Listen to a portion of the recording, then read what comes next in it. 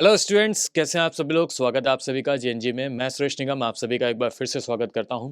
तो आज हम लोग यहां पे बात करने वाले हैं, जैसा कि मैंने आप सभी को बताया था, कि कंपाउंड इंटरेस्ट के बारे में। क्या होता है कंपाउंड इंटरेस्ट, इसके बारे में हम लोग यहां पे बात करेंगे।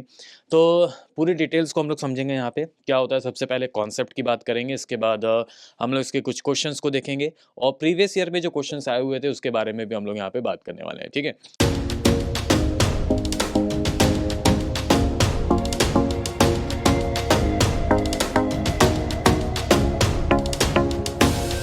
तो सबसे पहले तो अगर हम बात करें यहाँ पे कंपाउंड इंटरेस्ट की, तो देखिए कंपाउंड इंटरेस्ट होता क्या है। अगर मैं कंपाउंड इंटरेस्ट की बात करूँ कि कंपाउंड इंटरेस्ट है क्या, ठीक है। सिंपल इंटरेस्ट के बारे में तो मैंने आपको बताया था कि सिंपल इंटरेस्ट जो होता है ना, वो एवरी ईयर क्या होता है, हमारे पास सेम होता है। और सिंपल इंटरेस्ट का जब मैंने आपको कॉन्सेप्ट बताया था, तो मैंने आपको ये भी बताया था कि कंपाउंड इंटरेस्ट और सिंपल इंटरेस्ट में क्या डिफरेंस है। ठीक है। तो आज हम लोग एक बार और देख लेते हैं कि what is compound interest. Compound interest होता क्या है। कंपाउंड इंटरेस्ट की अगर हम लोग बात करें, तो कंपाउंड इंटरेस्ट क्या होता है। कंपाउंड इंटरेस्ट होता है आपका, जिसमें आपको अगर आपसे कोई पूछे कि कंपाउंड इंटरेस्ट क्या होता है, तो आप सिर्फ इतना कहोगे यहाँ पे कि कंपाउंड इंटरेस्ट वो इंटरेस्ट होता है जिसमें आपको इंटरेस्ट पे इंटरेस्ट मिलता है, यानी इंटरेस्ट ऑन इंटरेस्ट। ठीक है ना। ठीक है। इंटरेस्ट ऑन इंटरेस्ट वो आपका क्या होता है, कंपाउंड इंटरेस्ट होता है। ठीक है। इंटरेस्ट पे इंटरेस्ट अगर आपको मिलता है तो वो आपका क्या हो जाएगा, कंपाउंड इंटरेस्ट हो जाएगा। ठीक है ना। अब एक चीज समझेंगे यहाँ पे हम लोग, यहाँ पे कि कंपाउंड इंटरेस्ट की अगर हम लोग यहाँ पे बात कर रहे हैं, ठीक है। तो जैसे फॉर एग्जांपल, अगर मैंने आपसे कहा कि आपके पास लेट सपोज प्रिंसिपल है, आपके पास कितना, आपके पास प्रिंसिपल है 1000 रुपीज। ठीक है। प्रिंसिपल आपके पास कितना है, 1000 रुपीज है। और रेट ऑफ इंटरेस्ट जो लग रही है वो आपकी कितनी लग रही है, 10% rate of interest per annum. 10% rate of interest per annum. Time जो है वो है आपका कितना यहाँ पे, 2 ईयर्स। तो 2 ईयर्स का अगर आपको कंपाउंड इंटरेस्ट फाइंड आउट करना है, तो आप कैसे फाइंड आउट कर सकते हो। तो सबसे पहले तो अगर हम बात करें कि कंपाउंड इंटरेस्ट हम निकालते कैसे हैं, तो अगर मैं आपसे कहूं कि बताइए सीआई ऑफ फर्स्ट ईयर, पहले साल का जो सीआई है वो कितना हो जाएगा फर्स्ट ईयर का। तो फर्स्ट ईयर का सीआई कितना हो जाएगा। फर्स्ट ईयर का जो सीआई होगा वो पता है क्या होगा, वो हम क्या करेंगे, 1000 का 10% फाइंड आउट करेंगे। 1000 का कितना परसेंट फाइंड आउट करेंगे, 10%। तो 1000 का 10% कितना होता है आप बताओ। 1000 का जो 10% हो जाएगा, दैट इज वो आपका क्या हो जाएगा, 1000 की अगर हम लोग 10% की बात करें, तो 1000 का 10% कितना हो जाएगा, तो ये वैल्यू हो जाएगी हमारे पास कितनी, 100 रुपीज। ठीक है। 100 रुपीज जो हो गया वो आपका हो गया क्या, फर्स्ट ईयर का कंपाउंड इंटरेस्ट। ठीक है। पहले साल का जो कंपाउंड इंटरेस्ट होगा वो आपका कितना हो जाएगा, 100 रुपीज हो जाएगा। फर्स्ट ईयर का कंपाउंड इंटरेस्ट कितना हो गया हमारे पास, 100 रुपए हो गया। ठीक है। अब जनरली क्या होता है, लोग इसको कैसे सॉल्व करते हैं कि अगर मुझे ये फाइंड करना हो कि CI of second year, CI of second year, कि आप बताओ कि सेकेंड ईयर का जो सीआई है वो कितना हो जाएगा, तो लोग क्या करते हैं कि यहाँ पे फर्स्ट ईयर का कंपाउंड इंटरेस्ट निकाला। फर्स्ट ईयर का कंपाउंड इंटरेस्ट कितना आ गया भाई, फर्स्ट ईयर के लिए प्रिंसिपल का क्या काम करता है, फर्स्ट ईयर के लिए प्रिंसिपल होता है हमारे पास 1000। और यहाँ पे जो इंटरेस्ट पे इंटरेस्ट मिलता है ना, ठीक है, वो आपका एवरी ईयर आपका क्या होगा, प्रिंसिपल चेंज हो जाएगा। जैसे सिंपल इंटरेस्ट में क्या होता था कि एवरी ईयर आपका इंटरेस्ट सेम होता था और सेम प्रिंसिपल पे। तो यहाँ पे क्या है कि आपका प्रिंसिपल जो होगा वो चेंज हो जाएगा।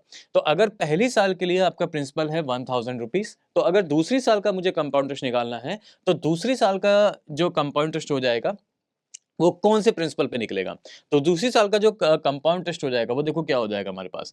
आप बताओ पहली साल का फर्स्ट ईयर का इंटरेस्ट कितना था हमारे पास, 100 रुपए था। फर्स्ट ईयर का कंपाउंड इंटरेस्ट कितना था हमारे पास, 100 रुपए।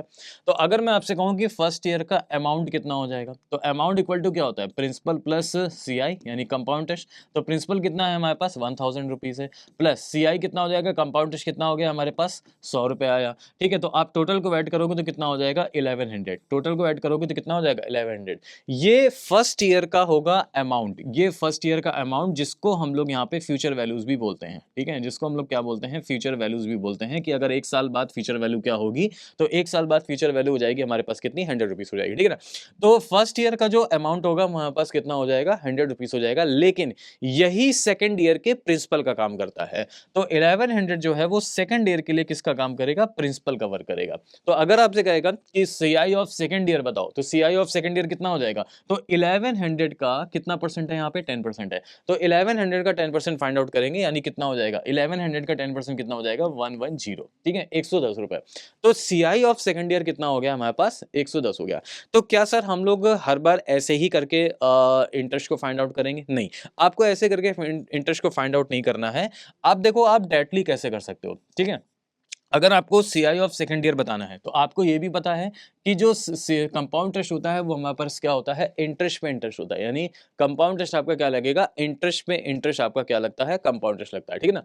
तो सेकंड ईयर का अगर मुझे कंपाउंड इंटरेस्ट चाहिए तो आप देखो क्या करना होगा, कुछ नहीं, जो आपने पहली साल का इंटरेस्ट दिया है वो तो रहेगा, यानी 100 रुपीज जो है आपके वो तो रहेंगे प्लस 100 का 10% और लगेगा यहाँ पे। 100 का 10% और लगेगा तो 100 का 10% कितना हो जाएगा, 10 रुपीज। तो 10 रुपीज और लग जाएगा तो यानी कितना हो जाएगा, 11 रुपीज। और देखो 11 रुपीज ही आया था। तो आप कैसे फाइंड आउट करोगे सीआईएफ सेकंड ईयर का, कि जो फर्स्ट ईयर का कंपाउंड टेस्ट है 100 रुपीज वो तो रहेगा प्लस 100 का 10% आपका और लग जाएगा, यानी कितना हो जाएगा आप बताओ, 10 रुपीज और हो जाएगा। तो टोटल वैल्यू कितनी हो जाएगी हमारे पास, 110 रुपए। यानी सेकंड ईयर का कंपाउंड टेस्ट कितना हो गया, 110 रुपए, ठीक है ना। अगर मुझे सपोज करो तीसरे साल का कंपाउंड इंटरेस्ट निकालना होता कि सीआई ऑफ थर्ड ईयर कितना होगा, सीआई ऑफ थर्ड ईयर कितना होगा, तो सीआई ऑफ थर्ड ईयर कितना होगा, तो आपने जो दूसरी साल इंटरेस्ट दिया है 110 रुपए वो तो आप दोगे वो तो आप दोगे, ठीक है, प्लस इस पे भी इंटरेस्ट लगेगा, यानी इंटरेस्ट पे इंटरेस्ट लगेगा। तो 110 का 10% कितना हो जाएगा, 110 का 10% हो जाएगा हमारे पास कितना, 11 रुपीज। तो 11 रुपीज और मिल जाएगा, तो ये वैल्यू हो जाएगी हमारे पास 110 और 11 कितना हो जाएगा, 121 रुपीज, ठीक है। तो इस तरीके से हम लोग क्या करते हैं, कंपाउंड इंटरेस्ट को फाइंड आउट करते हैं, चाहे वो 1 ईयर का हो, 2 ईयर का हो, 3 ईयर का हो, 4 ईयर का हो, ठीक है। तो क्या सर यही एक तरीका है या और भी बहुत सारे तरीके हैं, तो अभी स्टार्ट है, ठीक है, स्टार्टिंग समझो हमारे पास इस तरीके से हम लोग इसको फाइंड आउट करेंगे। और ये जो मेथड है आपका, ठीक है, इसको हम लोग क्या बोलते हैं, इसको हम लोग बोलते हैं स्लैब मेथड, इसको हम लोग क्या बोलते हैं, स्लैब मेथड बोलते हैं, ठीक है। तो इस तरीके से एक तो मेथड ये है कि इस तरीके से हम लोग इसको क्या कर सकते हैं, फाइंड आउट कर सकते हैं। आगे और भी मेथड है वो भी हम बताएंगे, ठीक है। तो बोलो क्लियर हो गया, ठीक है ना, ठीक है। अभी और भी मेथड हम लोग डिस्कस करेंगे, इस वाले पे आएंगे अभी दोबारा, और हम लोग देखेंगे दूसरा मेथड क्या है, और भी शॉर्ट तरीके से हम लोग कैसे फाइंड आउट कर सकते हैं। लेकिन उससे पहले अब हम लोग बात कर लेते हैं कि सर सीआई का, जैसे मैंने आपको एसआई का फॉर्मूला बताया था, सिंपल इंटरेस्ट निकालने का फॉर्मूला क्या था, SI is equal to PRT upon 100। CI का जो फॉर्मूला है ना, सीआई निकालने के लिए बहुत ही ज्यादा टिपिकल फॉर्मूला है, ठीक है। तो हम लोग फॉर्मूले से सीआई को फाइंड आउट नहीं करेंगे, हम लोग एक और मेथड से, एक तो हो गया आपका स्लैब मेथड और एक आपका और मेथड होगा, उसके बारे में अभी हम आगे डिस्कस करेंगे, ठीक है, उससे भी हम लोग फाइंड करेंगे। तो दो मेथड है आपको कंपाउंड इंटरेस्ट फाइंड आउट करने के, तो उस तरीके से हम लोग फाइंड आउट करेंगे। लेकिन अब यहाँ पे देख लेते हैं कि कंपाउंड इंटरेस्ट में जो अमाउंट होता है हमारे पास, अमाउंट निकालने का फॉर्मूला क्या होता है, अमाउंट होता है हमारे पास क्या, ए बराबर पी, पी क्या होता है हमारे पास, प्रिंसिपल होता है 1 plus R upon 100 to the power N. क्या हो जाएगा हमारे पास, A is equal to P 1 plus R upon 100 to the power N.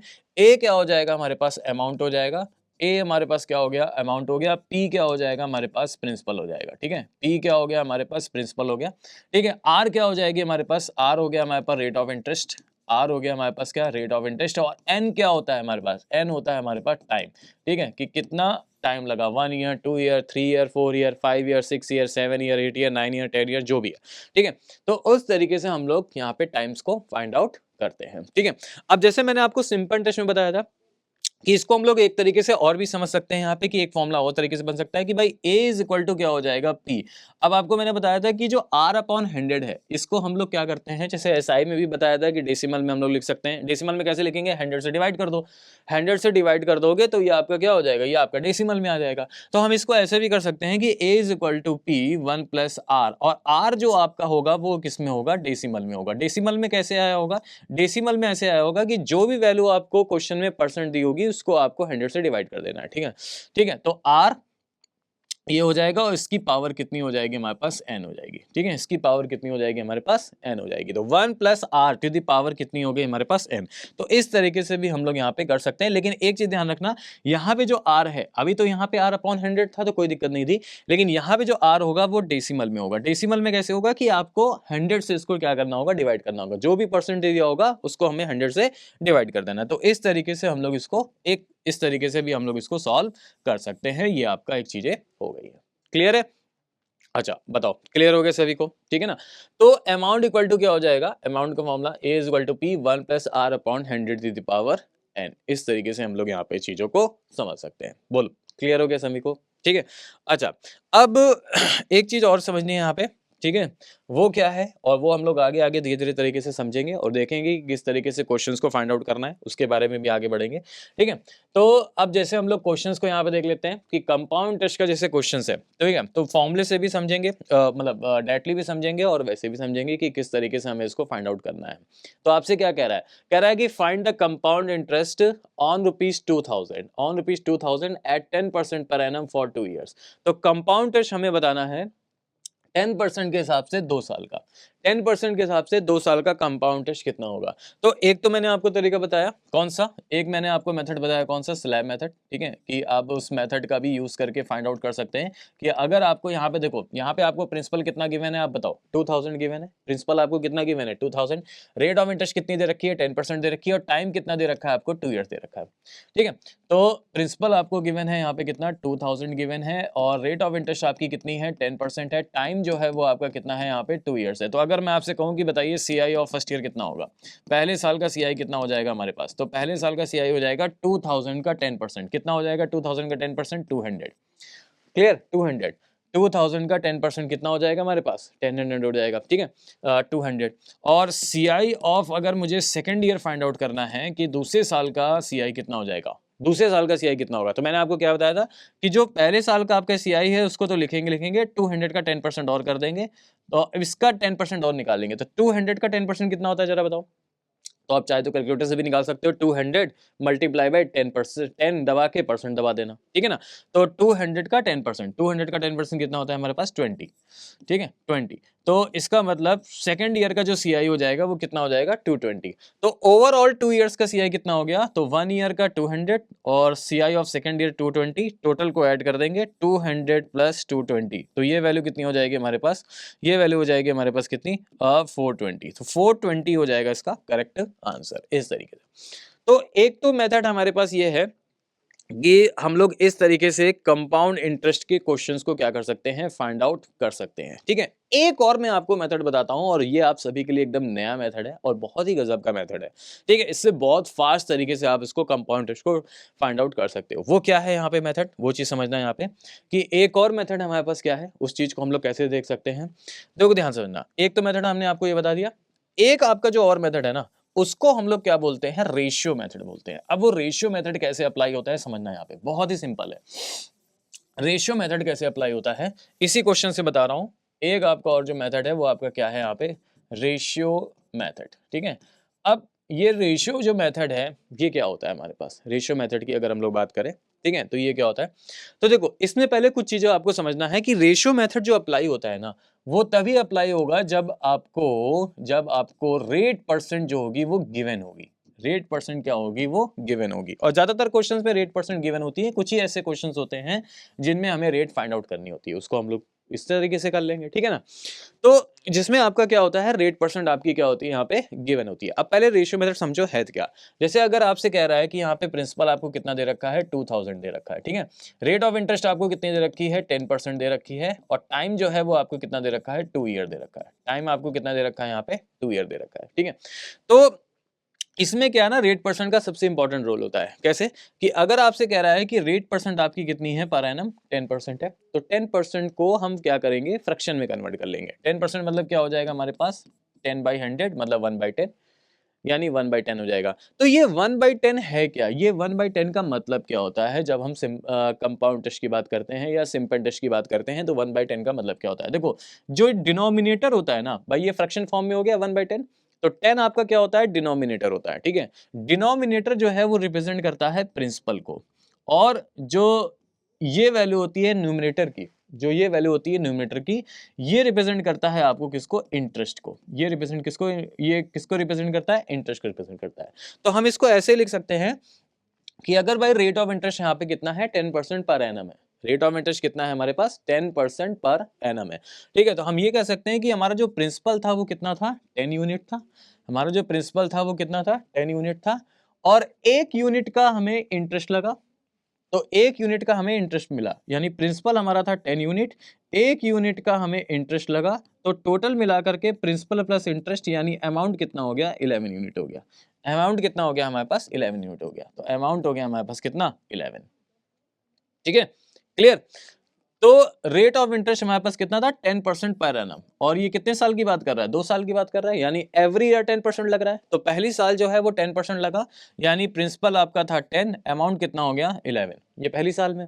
लेकिन यहाँ पे बात कर रहा है टोटल 2 इयर्स का हमें बताना है, तो 2 साल में यानी दूसरे ईयर्स में क्या होगा, दूसरे ईयर में भी आप यही लिख लोगे, दूसरे ईयर में भी 10% लगा होगा, वो तो चेंज हुआ नहीं है, दूसरे ईयर भी आपका 10% लगा होगा, यानी फिर से हम लिख सकते हैं 10 यूनिट हमारा प्रिंसिपल था, 1 यूनिट का इंटरेस्ट मिला, अमाउंट कितना हो गया हमारे पास 11 यूनिट हो गया। ठीक है, तो ये हो गया फर्स्ट ईयर का, और ये हो गया आपका सेकंड ईयर का भी, आपका 10 से 11 हो गया। तो अगर मुझे फाइंड करना है ओवरऑल, ओवरऑल 2 इयर्स में हमारा कितना प्रिंसिपल था और कितना हमारा अमाउंट हो गया, ठीक है, तो आप क्या करोगे मल्टीप्लाई कर दो, आप क्या करोगे मल्टीप्लाई कर दो, प्लस नहीं करना मल्टीप्लाई करना है, because ratio method is applicable on multiplications. तो आप मल्टीप्लाई कर दो, 10 इंटू 10 कितना हो गया हमारे पास 100, और 11 का 11 से मल्टीप्लाई करोगे तो आपके पास कैलकुलेटर ही है, मल्टीप्लाई करके देख लेना कितना हो जाएगा, बहुत ईजी है। ठीक है, तो ये वैल्यू हो जाएगी हमारे पास कितनी 121 यूनिट। तो 100 यूनिट हो गया हमारे पास प्रिंसिपल, और 121 यूनिट हो गया हमारे पास क्या अमाउंट। अब आप देखो कि एक्चुअल में आपको क्वेश्चन में प्रिंसिपल कितना दे रखा था, एक्चुअल में आपको क्वेश्चन में प्रिंसिपल दे रखा था यहाँ पे कितना 2000, कितना दे रखा था आप बताओ 2000 दे रखा था, और यहाँ पे प्रिंसिपल की वैल्यू यूनिट क्या निकली है 100 यूनिट निकली है। तो हम ये कह सकते हैं कि जो प्रिंसिपल हमारा यहाँ आया भाई, ओवरऑल 2 इयर्स का जो प्रिंसिपल आया हमारे पास वो कितना आया 100 यूनिट आया, ठीक है, और ओवरऑल अमाउंट कितना हो गया हमारे पास 121 यूनिट हो गया। तो आप बताओ अमाउंट में से अगर हम प्रिंसिपल को माइनस करेंगे तो क्या आएगा, इंटरेस्ट ही तो आएगा, यानी सीआई। तो सीआई कितना लगा होगा आप बताओ, 121 माइनस 100 यानी 21 यूनिट। तो सीआई हमारा लगा होगा कितना 21 यूनिट लगा होगा। तो आप बताओ प्रिंसिपल हमारे पास कितना था 100 यूनिट था, तो 100 यूनिट की वैल्यू आपको कितनी दे रखी है 2000। 100 यूनिट की जो वैल्यू है एक्चुअल में वही वैल्यू आपको रुपए में कितनी दे रखी है 2000। तो हम कह सकते हैं कि 100 unit is equal to 2000 rupees. तो 1 यूनिट की वैल्यू कितनी हो जाएगी, 2 जीरो से 2 जीरो कैंसिल हो जाएगा, यानी 20 रुपीज। तो 1 यूनिट की वैल्यू आ गई 20 रुपीज। तो हमें क्या फाइंड करना था सीआई, और सीआई हमारा कितना है 21 यूनिट है। तो 1 यूनिट की वैल्यू आपको है 20, तो आप बताओ 21 यूनिट की वैल्यू कितनी हो जाएगी 420 रुपीज। ठीक है, तो 420 हो जाएगा इसका करेक्ट आंसर, जैसा कि पहले भी आया था। तो दो मेथड है इस तरीके से, जहां जहां पे अभी हमें सेल लगेगा। अब आप कहोगे सर कौन सा मेथड हम अप्लाई करें। ठीक है, देखो कई बार क्या होता है कि ये वाले मेथड से आपका कैलकुलेशन इजी हो जाती है। ठीक है, कई बार ये वाला मेथड आपको सही लगता है और कई बार वो वाला मेथड आपको इजी लगता है। ठीक है, तो आप दोनों में से कोई भी मेथड अप्लाई कर सकते हो जो भी आपको सही लगे, लेकिन मैंने आपको बता दिया इसकी टर्म्स कंडीशंस क्या है। ये मेथड तभी अप्लाई होगा जब आपको रेट परसेंट गिवन होगी, जब आपको क्या होगी रेट परसेंट गिवन होगी। और ये बहुत ही गजब का मेथड है, क्योंकि इससे जो आपके डेप्रिशिएशन वाले क्वेश्चंस है ना, डेप्रिशिएशन क्या होता है उसके बारे में आगे बढ़ेंगे। डेप्रिशिएशन वाले क्वेश्चंस की बात करेंगे, तो डेप्रिशिएशन वाले जो क्वेश्चंस है ना वो बहुत इजी तरीके से सॉल्व हो जाएंगे। वरना लोग क्या करते हैं डेप्रिशिएशन में फॉर्मूला लगाते हैं, यहाँ पे भी लोग पता है सीआई का फॉर्मूला लगाते हैं। अमाउंट निकाल लिया, सीआई के लिए लोग फॉर्मूला लगाएंगे यहाँ पे तो फॉर्मूला लगाने की जरूरत नहीं है आपको, कंपाउंड इंटरेस्ट सॉल्व करने के लिए फॉर्मूला लगाने की जरूरत नहीं है। हाँ, अमाउंट के लिए आप लगा सकते हो कि अमाउंट क्या होगा, फ्यूचर वैल्यू क्या होगी, उसके आप लगा सकते हो, लेकिन आपको इसमें सॉल्व करने के लिए कोई फॉर्मूला लगाने की जरूरत है ही नहीं। ठीक है ना, और आपके एग्जाम में जो क्वेश्चन आते हैं वो तो और सिंपल वे में आएंगे। अगर आपको बहुत ज्यादा ईयर्स दिया होगा तो आपको डायरेक्ट वैल्यू एग्जाम में देगा कि हाँ इसकी डायरेक्ट वैल्यू ये है। ठीक है, उसके बारे में भी आगे हम लोग पढ़ेंगे। बोलो क्लियर हो गया। चलो अब आगे बढ़ते हैं कि अब कंपाउंड इंटरेस्ट की अगर हम लोग बात करें तो कंपाउंड इंटरेस्ट में यहाँ पे एक और चीजें होती हैं, एक और कॉन्सेप्ट होता है क्या, कि पहला चीज तो ये हो गया कि भाई ये बताइए कि अगर कंपाउंड इंटरेस्ट कैलकुलेट किया जा रहा है कंपाउंडेड एनुअली तो इसका मतलब क्या होता है। तो देखिए अभी तक जो हम लोग क्वेश्चन सॉल्व करते थे, यानी ये वाला जो क्वेश्चन था हमारे पास, तो देखिए इसमें जो इंटरेस्ट कैलकुलेट हो रहा है क्या हो रहा है, इंटरेस्ट कैलकुलेट हो रहा है आपका कितना पर एनम, तो यही आपका होता है एनुअली। ठीक है, अगर इंटरेस्ट आपका पर एनम कैलकुलेट हो रहा है, पर एनम कैलकुलेट हो रहा है यानी एनुअली कैलकुलेट हो रहा है, तो आप बताइए जो यहाँ पे आर था, जो यहाँ पे आर था 10%, हमने वही लिया है 10%, हमने वही 10% लिया है। तो इसका मतलब ये हो जाएगा कि कंपाउंडेड एनुअली में जो भी आपको क्वेश्चंस में आर दे रखा है, रेट ऑफ इंटरेस्ट दे रखी है पर एनम, वही आर आपको कंसिडर करना है, वही आर आपको लेना है। ठीक है, अच्छा कंपाउंडेड एनुअली में जो भी टाइम दिया होगा जैसे यहाँ पे दिया गया है कितना 2 इयर्स दिया गया है, ठीक है। कई बार हो सकता है कि 2.5 years they they, 2.5 years they दे, ठीक है। कई बार 3.5 इयर्स दे दे, कई बार 4 ईयर दे दे। तो जो भी ईयर आपको दिया जाएगा वो आपको ईयर में लेना होगा, यानी जो भी टाइम दिया जाएगा वही आपको टाइम लेना होगा, ठीक है ना। तो कंपाउंडेड एनुअली में जो भी रेट ऑफ इंटरेस्ट होता है हमें उतना ही रेट ऑफ इंटरेस्ट लेना होता है, और जो भी टाइम होता है हमें उतना ही टाइम लेना होता है, क्योंकि वहां पे बात कर रहा है कंपाउंडेड एनुअली की, पूरे साल की। लेकिन अब यहाँ पे एक और चीज समझो यहाँ पे कि अगर हम कंपाउंडेड एनुअली की बात कर रहे हैं, ठीक है, तो जैसे एक और क्वेश्चंस को हम लोग देखते हैं बहुत इजी तरीके से कि अगर कंपाउंडेड एनुअली में क्वेश्चंस आता है इस टाइप में तो हम कैसे फाइंड आउट करेंगे।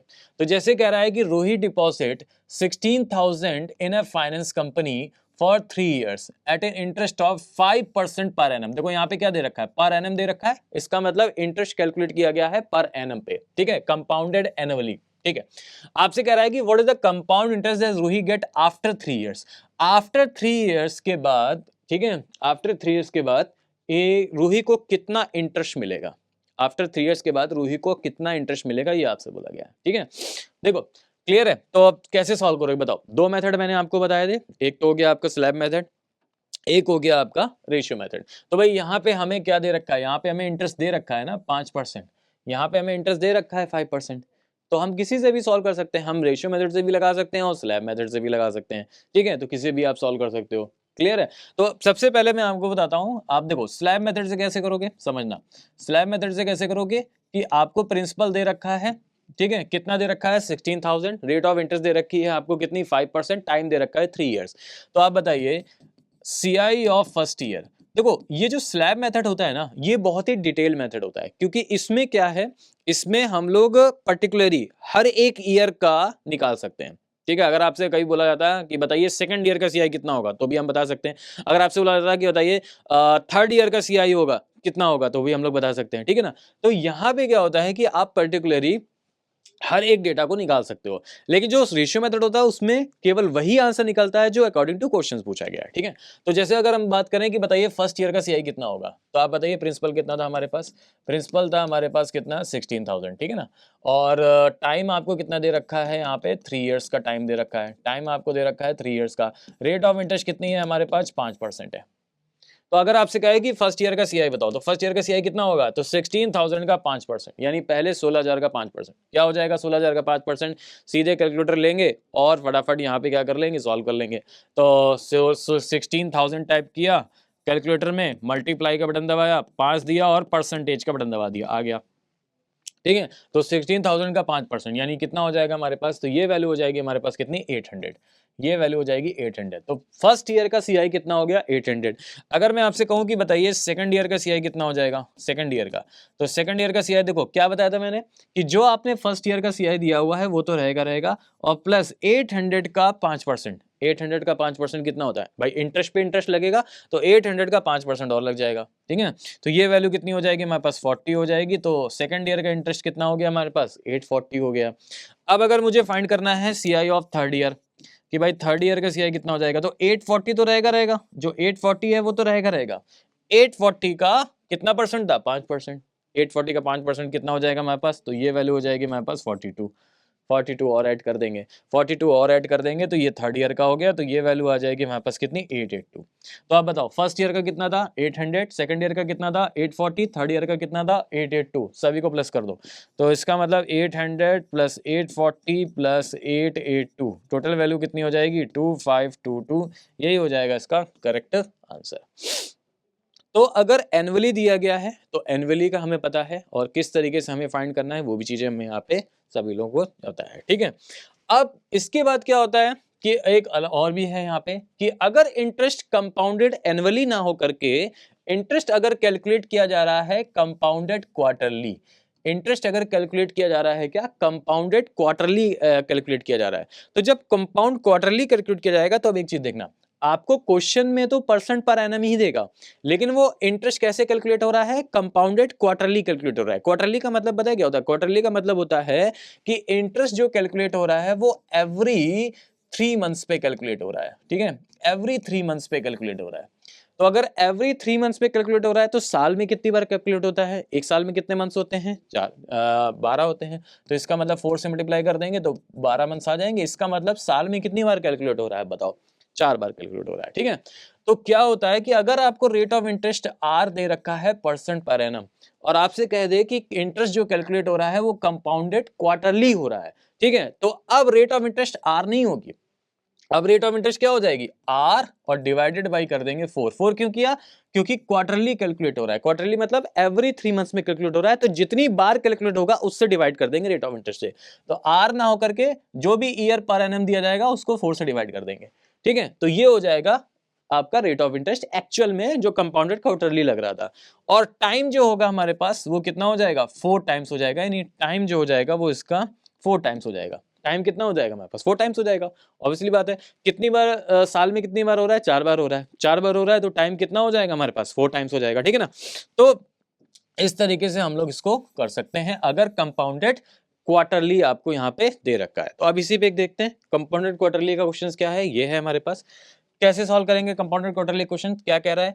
Rohit deposit ₹16,000 in A finance company for 9 months at an interest of 20% per annum compounded quarterly। Compounded quarterly कह रहा है what is the compound interest, बताइए कंपाउंड इंटरेस्ट क्या होगा इसका, ठीक है। कंपाउंड इंटरेस्ट बताना है आपको।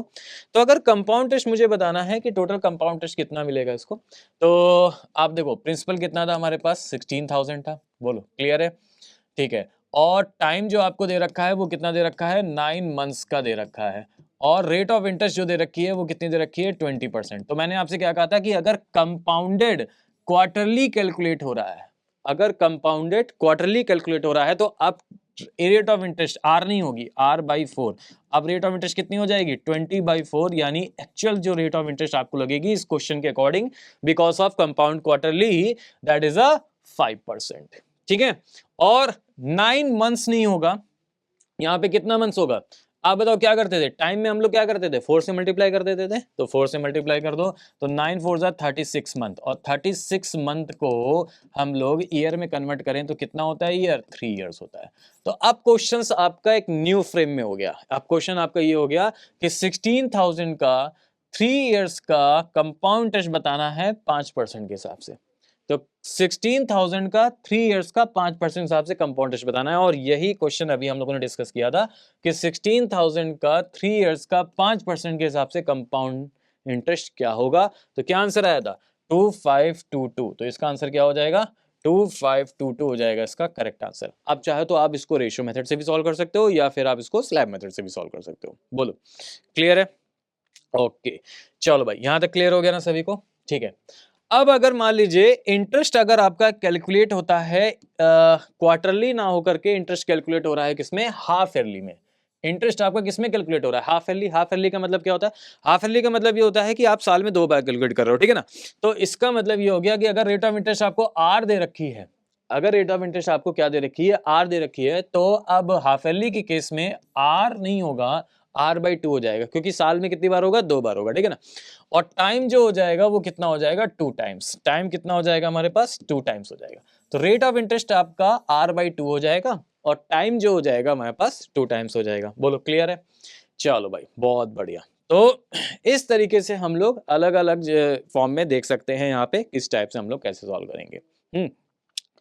अब आता है डेप्रिसिएशन। देखो डेप्रिसिएशन का मतलब क्या होता है? डेप्रिसिएशन में क्वेश्चंस कैसे फाइंड आउट होता है? डेप्रिसिएशन में पता है लोग क्या करते हैं? डेप्रिसिएशन में लोग फॉर्मूला लगाते हैं। यार फॉर्मूला लगाने की जरूरत नहीं है डेप्रिसिएशन में। मैं आपको बताऊंगा कि मैंने आपको जो कंसेप्ट बताया था रेशियो मेथड, उससे आप डेप्रिसिएशन के क्वेश्चंस को कैसे फाइंड आउट कर सकते हो बहुत ही ईजी वे में। थोड़ा सा समझना होगा, समझिए। डेप्रिसिएशन मतलब क्या होता है? यहाँ पे कमी होता है, ठीक है। तो डेप्रिसिएशन पे क्वेश्चन कैसे आएगा? जैसे आपका डेप्रिसिएशन में आपका पॉपुलेशन बेस्ड क्वेश्चन भी हो सकता है और भी चीजें हो सकती हैं।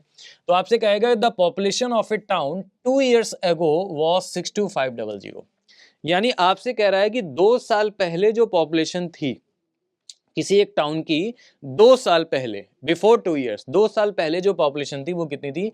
62500, ठीक है। ये कब थी? 2 years ago।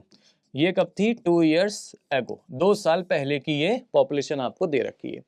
अब आपसे कह रहा है कि due to migration to cities it decreases every year at the rate of 4% per annum, यानी ये क्या हो रही है, देखो 2 साल पहले जो पॉपुलेशन थी हमारे पास वो थी 62500, बट उसके बाद क्या हुआ, due to migration of cities के कारण क्या हो गया कि ये एवरी ईयर क्या होती गई, डिक्रीज होती गई, एवरी ईयर डिक्रीज होती गई। कितने रेट परसेंट के हिसाब से, 4%।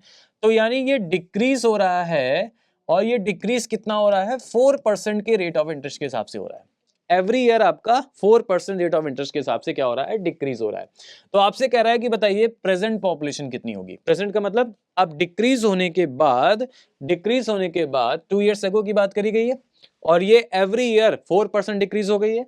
तो आपसे कह रहा है कि प्रेजेंट पॉपुलेशन बताइए। प्रेजेंट मतलब 2 साल पहले इतनी थी तो आज कितनी होगी। 2 साल पहले कितनी थी हमारे पास, 2 साल पहले थी 62500, तो आज कितनी होगी वो आपको बतानी है। आज मतलब 2 साल बाद, ठीक है। आज मतलब क्या, आज मतलब ये बिफोर 2 इयर्स का आज, प्रेजेंट। आफ्टर 2 इयर्स मत चले जाना, बिफोर 2 इयर्स का आज 2 साल बाद कितनी होगी, ये आपसे बोला गया है। तो देखो इस टाइप के क्वेश्चन को पता है लोग क्या करते हैं, इस टाइप के क्वेश्चन में लोग फॉर्मूला लगाते हैं, a बराबर p, 1 प्लस 1 माइनस कर देंगे। फिर लोग कंफ्यूज हो जाएंगे कि यार सर 1 प्लस होगा कि 1 माइनस होगा, नहीं पता। तो इतना सब कुछ सोचने की जरूरत नहीं है। आप ये बताओ डिक्रीज हो रहा है कितना, कितना परसेंट डिक्रीज हो रहा है, आप ये बताओ। 4% डिक्रीज हो रहा है ना। तो अगर 4% डिक्रीज हो रहा है तो 4% की वैल्यू कितनी होती है फ्रैक्शंस में, 1/25। 4/100 करेंगे, 4/100 मतलब कितना हो जाएगा, 1/25। इसका मतलब हम इनको ऐसे कर सकते हैं, इसका मतलब हम ये ऐसे कह सकते हैं कि ये जो डिनोमिनेटर होता है, ठीक है, ये ओरिजिनल नंबर को शो करता है, ठीक है। तो अगर 4% आपका क्या हो रहा है, डिक्रीज हो रहा है, 4% आपका क्या हो रहा है, डिक्रीज हो रहा है, तो इसका मतलब ये हो गया हमारे पास, इसका मतलब ये हो गया कि पहले कितनी थी 25, अब 1 यूनिट डिक्रीज हो गई तो अब कितनी हो गई 24। पहले थी 25, अब हो गई 24। अब ये कितने साल की बात कर रहा है, 2 इयर्स, 2 साल की बात कर रहा है। तो फिर से लगा दो, पहले थी 25, अब हो गई 24। इसका मतलब ये हो गया कि आप ये बताओ ये वैल्यू क्या रिप्रेजेंट करेगा कि 25 का 25 से अगर मल्टीप्लाई करेंगे तो ये वैल्यू आ जाएगी 625।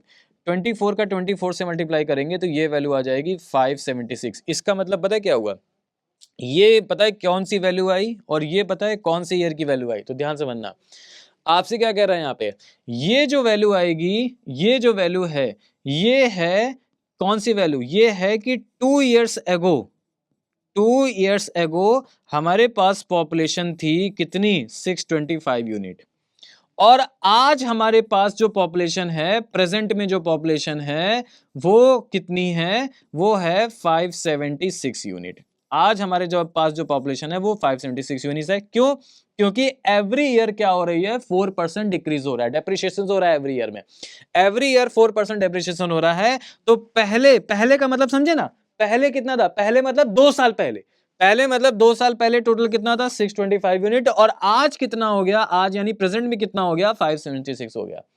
और आपको क्वेश्चन में दे रखा है कि 2 साल पहले की पॉपुलेशन कितनी थी 62500। तो इसका मतलब हम कह सकते हैं कि 625 यूनिट की वैल्यू हो गई 62500। तो 1 यूनिट की वैल्यू कितनी हो जाएगी 62500 डिवाइडेड बाय 625, ये से कैंसिल, ये 1 यूनिट की वैल्यू हो गई 100। तो आज कितनी थी, आज कितनी हो गई, आज कितनी हो गई, मतलब ये प्रोसेस आगे बढ़ा होगा, फिर एक बार और प्रोसेस आगे बढ़ा, तो आज कितनी हो गई 576 हो गई। तो 576 हो गई ना यूनिट। तो 1 यूनिट की वैल्यू अगर 100 है तो हमें फाइंड करना है 576 यूनिट की वैल्यू कितनी हो जाएगी, इनटू 100 कर देंगे 57600। तो आज की जो पॉपुलेशन हो गई है वो हो गई है 57600। क्यों, क्योंकि एवरी ईयर डेप्रिशिएट हो रहा था, एवरी ईयर डिक्रीज हो रहा था, कितना 4% के हिसाब से। तो इस तरीके से अगर आपको करना है। अब जा एक चीज और भी है यहाँ पे समझो, कभी कदार आपको ना प्रेजेंट की पॉपुलेशन देगा, मान लो आपके क्वेश्चन में ये नहीं कहता, आपसे ये नहीं कहता कि 2 साल पहले इतनी पॉपुलेशन है, आपसे ये कहता क्वेश्चन में कि the population of a town due to migration of city is decreases every year at the rate of 4% per annum, and now the present population is 57600, then find the population before 2 years, 2 साल पहले कितनी population थी। तो अगर आपको ये value देता 57600, ठीक है, तो हम अगर आपको आज की पॉपुलेशन देता तो हम लोग इसके इक्वल करते, 576 की वैल्यू इसके इक्वल कर देते, यहाँ से 100 यूनिट की वैल्यू आती, उससे इसको मल्टीप्लाई कर देते, क्योंकि 2 साल पहले कितनी थी। ये कब है, ये है 2 साल पहले की, कि 2 साल पहले हमारी पॉपुलेशन थी 625 यूनिट। ये कब की है, ये आज की है, कि आज हमारे पास कितनी हो गई है, 576 यूनिट हो गई है, बिकॉज ऑफ 4% डेप्रिसिएशन। बोलो क्लियर। चलो भाई बहुत बढ़िया, ठीक है। तो ये इस टाइप से बनते हैं चीजें यहाँ पे, क्लियर। इस तरीके से हम लोग इसको सॉल्व कर सकते हैं, ठीक है। अब देखिए, जैसे एसआई में मैंने आपको बताया था, वैसे सीआई में भी आपका एक क्वेश्चन आता है इस तरीके से, और इसको हम लोग किस तरीके से सॉल्व करेंगे, देखो बहुत ही गजब तरीका बता रहा हूँ, ठीक है, बहुत ही गजब तरीका बता रहा हूँ। इस टाइप के क्वेश्चन में आपको कोई भी यहाँ पे फॉर्मूला लगाने की जरूरत नहीं है। आपसे क्या कह रहा है, a sum of money, a sum of money का मतलब प्रिंसिपल, प्रिंसिपल जो है वो कंपाउंड इंटरेस्ट के हिसाब से डबल हो जाता है 4 साल में, डबल हो जाता है 4 साल में। तो आप क्या करोगे, आप एक जगह लिखो टाइम्स, कितने टाइम्स हो रहा है, और एक जगह लिखेंगे आप ईयर्स, एक जगह आप क्या लिखेंगे, ईयर्स लिखेंगे। एक जगह आपने लिखा टाइम्स, एक जगह आपने लिखा ईयर्स। तो आपसे क्या कह रहा है, डबल हो जाता है कितने साल में, 4 साल में। डबल मतलब 2 टाइम्स, 2 टाइम्स हो गया है कितने ईयर्स में, 4 ईयर्स में, ठीक है सर। 2 टाइम्स हो जाएगा हमारे पास कितने ईयर्स में, 2 टाइम्स हो जाएगा, 2 टाइम्स हो जाएगा हमारे पास कितने ईयर में, 4 ईयर में, ठीक है ना। 2 टाइम्स हो जाएगा हमारे पास कितने ईयर में, 4 ईयर में। तो आपसे कह रहा है in how many years will it amount to 8 times itself. तो आप बताओ 8 टाइम्स कितने ईयर में होगा। तो क्वेश्चन क्या था कि 2 टाइम्स आपका हो रहा है कितने ईयर्स में, 4 ईयर्स में हो रहा है, 2 टाइम्स आपका 4 ईयर्स में हो रहा है, तो 8 टाइम्स आपका जो होगा वो कितने ईयर्स में होगा। अब जनरली लोग क्या करते हैं, फॉर्मूला लगाते हैं, कौन सा, अमाउंट का, अमाउंट का फॉर्मूला लगा रहे हैं, फिर सॉल्व कर रहे हैं, बहुत ज़्यादा कर रहे हैं। कुछ नहीं करना है, देखो क्या करना है इसमें, मैं आपको एक शॉर्ट तरीका बताता हूँ, ठीक है। इसको किस तरीके से सॉल्व करेंगे, ध्यान समझना, ठीक है।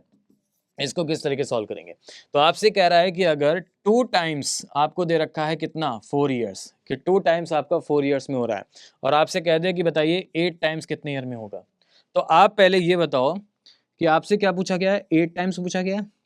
ये जो 8 है, ध्यान से समझना जो मैं आपको बता रहा हूँ, ये जो 8 है ये 2 की कितनी पावर में आता है, यानी 2 की कितनी पावर कर दें कि 8 आ जाए। तो 2 की पावर 1 कितनी होती है, 2, 2 की पावर 2 कितना होता है, यानी 2 का स्क्वायर कितना होता है, 4, 2 का क्यूब कितना होता है, 8। तो यानी 2 की कितनी पावर कर दें कि 8 आ जाए, बताओ सर। 2 की 3 पावर कर देंगे तो 8 आ जाएगा, है ना। 2 की 3 पावर कर देंगे तो 8 आ जाएगा, यानी 2 की जितनी भी पावर में, 2 की जितनी भी पावर में 8 आएगा, 8 आएगा, वही जो भी पावर होगी, जैसे 3 है तो 3 पावर होगी, तो इसी 3 का ईयर से मल्टीप्लाई कर देंगे, आंसर कितना हो जाएगा, 12 ईयर्स। कितना हो जाएगा हमारे पास, 12 ईयर्स, खत्म। 12 ईयर्स हो जाएगा हमारे पास इसका करेक्ट आंसर। क्या हो जाएगा हमारे पास, 12 ईयर्स। हाँ भी बताओ। तो अब आपके में क्रॉस क्वेश्चन पता है क्या क्या आएंगे, कुछ लोग कमेंट ये करेंगे कि सर मान लीजिए अगर 8 ना होता, यहाँ पे 9 होता तो हम कैसे सॉल्व करते, यहाँ पे 10 होता तो हम कैसे सॉल्व करते, यहाँ पे 11 होता तो हम कैसे सॉल्व करते। होता ही नहीं है सर, होता ही नहीं, हाँ बेटा होता ही नहीं। अब इस चीज़ को समझने के लिए हमें बेसिक्स पे जाना होगा, कि आपको समझ में आएगा कि यहाँ पे होता क्यों नहीं। तो देखो क्यों नहीं होता, अगर इस क्वेश्चन को हम बेसिक से सॉल्व करें, तो आपने अभी पढ़ा है कि अमाउंट जो होता है वो क्या होता है, A बराबर P 1 plus R upon 100 to the power n, ठीक है, यही होता है कंपाउंड इंटरेस्ट के अमाउंट का फॉर्मूला, ठीक है। तो आपसे क्या कह रहा है कि अ सम ऑफ मनी, यानी कोई भी प्रिंसिपल है वो डबल हो जाता है। तो लेट सपोज प्रिंसिपल को मैंने माना यहाँ पे लेट सपोज P, तो आपसे कह रहा है कि जो डबल हो गया, यानी अमाउंट, फ्यूचर वैल्यू अमाउंट जो हो गई वो डबल हो गई, डबल मतलब 2P हो गया, ठीक है, इसका डबल हो गया। लेट सपोज अगर प्रिंसिपल P है तो अमाउंट कितना हो जाएगा, 2P, इसका डबल हो गया, ठीक है। और ये जो डबल हुआ है ये कितने ईयर्स में हुआ है, n की वैल्यू कितनी है जरा बताओ, n की वैल्यू है 4, तो यहाँ पे आप 4 रख दोगे, यहाँ पे आप कितना रख दोगे, 4 रख दोगे, ठीक है। तो P से P हो गया कैंसिल।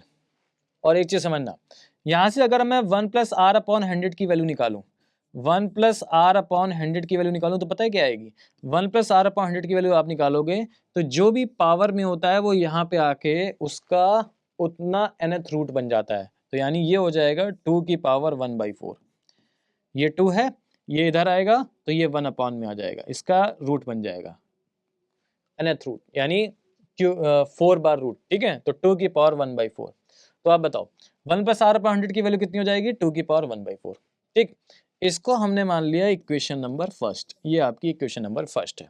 चलो अब आपसे पूछा गया है, अब आपसे कहा गया है कि in how many years will it amount to 8 times. 8 times पूछा गया है, 8 टाइम्स पूछा गया है, यानी प्रिंसिपल तो आपका कितना होगा? पी ही होगा। अब आपका 8 टाइम्स हो गया, यानी अमाउंट हो गया आपका कितना? 8p। ठीक है, 1 प्लस आर अपॉन 100। और अब आपसे टाइम यानी ईयर पूछा गया है, यानी एन की वैल्यू आपसे यहाँ पे पूछी गई है। ठीक है ना, तो अब देखो क्या करेंगे, पी से पी कैंसिल आउट हो जाएगा। अब यहां से जरा बताओ 1 प्लस आर अपॉन 100 की वैल्यू कितनी आ जाएगी? तो सर यहाँ से 1 प्लस आर अपॉन 100 की वैल्यू हो जाएगी, ये एन इधर जाएगा तो ये हो जाएगा 8 की पावर 1/n। ठीक है, 8 की पावर 1/n, ये हो जाएगा इक्वेशन नंबर 2। अब इक्वेशन नंबर फर्स्ट और इक्वेशन नंबर 2 को जरा देखिए, ये भी 1 प्लस आर अपॉन 100 की वैल्यू है, ये भी 1 प्लस आर अपॉन 100 की वैल्यू है। दोनों ही वैल्यू आपकी क्या हो जाएंगी? LHS, लेफ्ट हैंड साइड दोनों के क्या है? इक्वल हैं। तो अगर लेफ्ट हैंड साइड दोनों के इक्वल हैं तो right hand side will also be equal, right hand side भी इक्वल होंगे। तो इसका मतलब हम कह सकते हैं 8 की power 1/n is equal to 2 to the power 1/4, कह सकते हैं। अच्छा, अब सुनो, 8 to the power 1/n is equal to, अब अगर मुझे पावर से क्वेश्चंस को आंसर को फाइंड आउट करना है, ठीक है, यानी मुझे अगर पावर को इक्वल करना है तभी तो n की वैल्यू आएगी, क्योंकि n तो पावर में है। तो अगर मुझे पावर को इक्वल करना है तो हमें बेस इक्वल करना होगा। तो यहाँ पे क्या है? बेस 8 है। ठीक है, यहाँ पे क्या है? बेस आपका 8 है। ठीक, यहाँ पे क्या है? बेस आपका, सॉरी, यहाँ पे क्या है? बेस आपका 2, सॉरी, यहाँ पे बेस क्या है? आपका 2 है। तो हमें यहाँ पे भी बेस 2 लाना होगा। तो 2 कैसे आएगा? तो 8 को हम क्या लिख सकते हैं? 8 को हम लिख सकते हैं 2 टू द पावर 3 की power 1/n is equal to 2 की पावर 1/4। ठीक है ना, तो अब आपने पढ़ा होगा जब हम आपने एक चैप्टर है इंडिसेस, इंडिसेस में अभी आगे पढ़ाऊंगा। इंडिसेस में आपको क्या कहता है? इंडिसेस में ये कहता है कि a की पावर m की होल पावर n जो होती है वो क्या होती है? a की पावर mn हो जाती है। a की पावर क्या हो जाती है? mn, यानी मल्टीप्लाई होता है। ठीक है, और ये भी आपसे कहता है कि अगर a की पावर b है इज इक्वल टू a की पावर c है, तो बेस अगर इक्वल है तो पावर भी आपकी इक्वल हो जाएंगी। ये इंडिसेस का रूल होता है। तो आप जहाँ पे देखो, इसको हम क्या लिख सकते हैं? इसको हम लिख सकते हैं ना, ये मल्टीप्लाई हो जाएगा 2 की पावर 3 की 1/n, तो ये हो जाएगा 2 की power 3/n is equal to 2 की पावर 1/4। बेस इक्वल हो गया, बेस इक्वल हो गया तो पावर भी इक्वल। तो यहाँ पे देखो कैलकुलेट कर रहे हैं यहाँ पे, ठीक है ना, यहाँ पे कैलकुलेट कर रहे हैं, ठीक है ना, यहाँ पे देखो क्या है? पावर इक्वल हो गई, तो हम कह सकते हैं 3/n इज इक्वल टू 1/4। तो n बराबर कितना हो जाएगा? 3 इंटू 4, यानी वैल्यू कितनी आ गई? 12 आ गई, 12। अब यहां पे आपका क्वेश्चन था कि सर यहां पे 8 ही आएगा, 9 आ गया, 10 आ गया। तो देखो अब एक चीज यहां पे समझो, अगर यहाँ पे 9 आ गया तो क्या हम 2 के बेस के साथ इसको इक्वल कर सकते हैं? नहीं। अगर यहाँ पे 10 आ गया तो क्या हम बेस 2 यहाँ पे बना सकते हैं? नहीं। कैसे बनाओगे? नहीं बनेगा ही नहीं। तो जब बेस इक्वल होगा नहीं तो पावर इक्वल होंगी नहीं, पावर इक्वल होंगी नहीं तो आंसर फाइंड होगा नहीं। इसलिए कंपाउंड इंटरेस्ट में जो भी आपको टाइम्स दे रखा है ना, उसकी पावर दी जाती है। अगर आपसे कह रहा है कि 2 टाइम्स, तो इसकी पावर दी जाएगी, 2 की पावर 4 दी जाएगी आपको। ठीक है, 4 दे सकता है कि 4 टाइम्स बताओ, 8 टाइम्स बताओ, 16 टाइम्स बताओ, ठीक है, 64 टाइम्स बताओ। अगर 3 दिया जाएगा कि 3 टाइम्स इतना है तो 3 की पावर में देगा, कि 3 की पावर में देगा कि 3 टाइम्स बताओ, 9 टाइम्स बताओ, ठीक है, 27 टाइम्स बताओ। तो इस टाइप में ये आपको वैल्यू यहाँ पे दे सकता है इस तरीके से। बोलो क्लियर है? ठीक, तो इस वाले क्वेश्चंस को हम लोग क्या कर सकते हैं? इस तरीके से यहाँ पे हम लोग क्या कर सकते हैं? फाइंड आउट कर सकते हैं। हाँ भाई बताओ, क्लियर है सभी को? बोलो, कोई डाउट तो नहीं? क्लियर हो गया? ओके। ओके, चलो भाई, बहुत बढ़िया, बहुत बढ़िया। ठीक है, तो ये वैल्यू आ गई हमारे पास इस तरीके से, और हम लोग इस तरीके से इसको क्या कर सकते हैं, फाइंड आउट कर सकते हैं। ठीक है, चलिए तो स्टार्ट करते हैं यहाँ पे अपना नेक्स्ट क्वेश्चन। नेक्स्ट क्वेश्चन क्या है यहाँ पे, देखिए कह रहा है कि if the difference between C I and S I on a certain sum of money is 5000 for 2 years is 72, then find the rate of interest। अब देखिए यहाँ पे क्या है ना कि कंपाउंड इंटरेस्ट और सिंपल इंटरेस्ट का क्या है यहाँ पे डिफरेंस वाला क्वेश्चन, ठीक है ना। तो अब देखो डिफरेंस वाला क्वेश्चन हम लोग कैसे सॉल्व करेंगे इस टाइप के क्वेश्चन को जब भी आएगा, तो यहाँ पे ना एक टेट फॉर्मूला होता है डिफरेंस के लिए। अगर हम बात करते हैं यहाँ पे, देखिए क्या होता है यहाँ पे, अगर हम फॉर 2 years के लिए बात करें तो फॉर 2 years के लिए आपका क्या हो जाएगा, फॉर 2 years के लिए ये हो जाएगा हमारे पास C I minus S I is equal to P R square upon 100 का होल ऑफ स्क्वायर, ठीक है ना। तो फॉर 2 years के लिए जो हो जाएगा हमारे पास वो क्या हो जाएगा, C I minus S I is equal to P R square upon 100 का होल ऑफ स्क्वायर, ये हो जाएगा फॉर 2 years के लिए। अगर हम बात करते हैं फॉर 3 years के लिए, फॉर 3 years के लिए अगर हम लोग बात करें कि फॉर 3 years के लिए क्या हो जाएगा, तो फॉर 3 years के लिए आपका क्या हो जाता है कि C I minus S I is equal to क्या हो जाएगा हमारे पास पी आर स्क्वायर अपॉन 100 का होल ऑफ स्क्वायर, ठीक है। यानी इतना तो रहता ही रहता है, और साथ ही साथ कैलकुलेट और ऐड हो जाता है क्या, आर अपॉन 100 प्लस 3, ये ठीक है। तो ये आपका क्या होगा, ये आपका 3 years के लिए होगा। तो 3 years के लिए क्या हो जाता है हमारे पास, ये हो जाता है, ठीक है ना। बोलो क्लियर है सभी को, ठीक है। तो आप देखो कैसे क्वेश्चन सॉल्व करेंगे, यहाँ पे कह रहा है कि if the difference between C and S I on a certain sum of money is 5000 for rupees 72, then find the rate of interest. तो आपको सी आई और एस आई का डिफरेंस आपको कितना दे रखा है यहाँ पे, 72 दे रखा है, ठीक है ना। और प्रिंसिपल वैल्यू कितनी दे रखी है आप बताओ, 5000 दे रखी है।